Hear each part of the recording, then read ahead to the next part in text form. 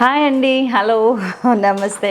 ముల్లంగి పరాటాతో వచ్చేసాను. ఫస్ట్ నేను ఏం చేస్తున్నానంటే ఒక్క 3 చపాతీలు 3 పరాటాలకు సరిపోని తీసుకున్నాను. నేను 100 grams ఆఫ్ గోధుమ పిండి. ఇది దీంతో ఒక 3 చిన్నగా చేస్తే 4 కూడా వస్తాయి. పక్కకు పెట్టుకున్నాను. అండ్ ఇందులో 1/2 టీ స్పూన్ ధనియాల పొడి, ఒక 1/2 టీ స్పూన్ ఉప్పు, 1/2 టీ స్పూన్ జీలకర్ర, 2 వెల్లుల్లి, ఒక 4 పచ్చిమిరపకాయలు. ఈ 4 కలిపి ముద్ద దంచుకొని వద్దాం. అండ్ కొత్తిమీర కూడా అంతే సన్నగా తరిగి పెట్టుకున్నాం. అండ్ దీంట్లో ఏం చేయాలంటే ముల్లంగిని ఇట్లా గీరాలి.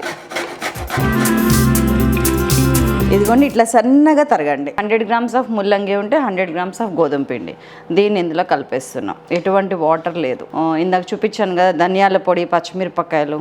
ఇది 1 టీ స్పూన్ నెయ్యి వేస్తున్నాను. ఇదిగోండి ఉల్లిపాయ తురుము అండ్ సన్నగా తరుక్కున్న కొత్తిమీర. ఇదిగోండి ఇంతే నీళ్ళు నేను వాడుతుంది. దీంతోనే అయిపోతుంది.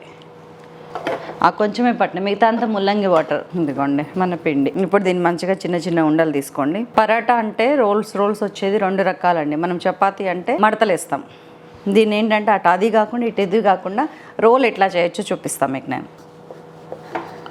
ఈ టైంలో ఏం చేస్తారంటే ఇట్లా రోల్ చేయండి. ఎన్ని రౌండ్లు తిప్పుతామో అన్ని రోల్స్ వస్తాయి. దాని తర్వాత దీన్ని ఇలాగ రౌండ్ చేయండి.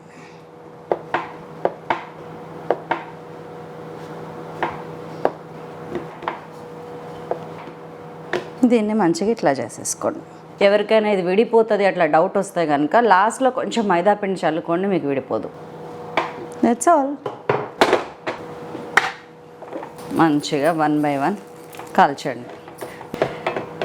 ఇంటికి జస్ట్ కొంచెం నెయ్యి చిలకరిస్తున్నాను. అదేంటంటే పిల్లలకి టెంప్టింగ్ స్మెల్ రాకుండా ఉండటానికి, ఆ నెయ్యి వాసనతో ఇష్టంగా తినడానికి అదొక సాధనం నెయ్యి అనేది.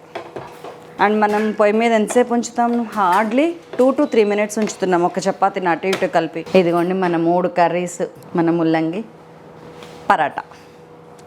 సూపర్ కదా, ఇట్లా వచ్చేస్తుంది అంతే. చాలా స్మూత్ ఉంటుందండి, చాలా టేస్టీగా కూడా ఉంటుంది. ఈ టేస్టీ రెసిపీని మీరు తింటమే కాకుండా ఫ్యామిలీ మొత్తానికి పెట్టండి. మరొక అద్భుతమైన రెసిపీతో నేను మీ ముందుకు మళ్ళీ వస్తాను. అంతవరకు సెలవు, నమస్కారం, థ్యాంక్ యూ.